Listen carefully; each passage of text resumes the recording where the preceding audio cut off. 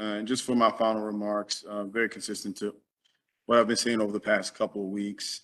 There is no acceptable measure for us not to go down a competitive bidding process for this.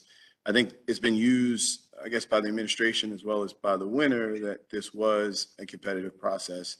And again, I'm no procurement expert, but if you want a competitive process, you do an RFP, you don't do an RFI.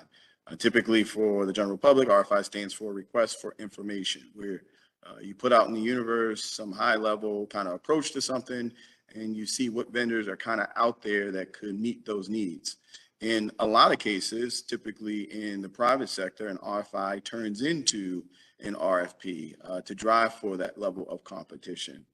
Another major concern that we continue to point out is the fact that knowing that this is software related, that there are no minority women-owned enterprise goals or objectives built into this. So when you definitely go down that path and then you eliminate the idea for any level of competition, you potentially eliminate the idea for access to minority or women-owned businesses through another bid or through an independent bid of their own.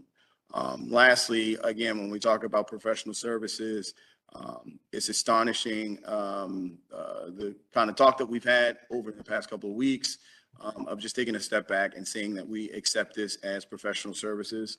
We are basically saying the city of Baltimore will accept any software development and implementation as professional services, and that is not the motivation of why the professional services piece has been carved out in this special way. Lastly, to that point, as Steve pointed out, it has been determined that even with this $96,000, and I think Jerry said it, that an overwhelming amount of it will go to hardware. Again, that hardware was not competitively bid out, and maybe Paymentus would have come with the best-in-class fee, pricing, services, and hardware. But it's important for us to always drive towards that competitive process.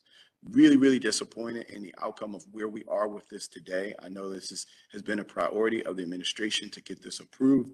We've deferred it a couple times. At this time, I'm not going to hold it up.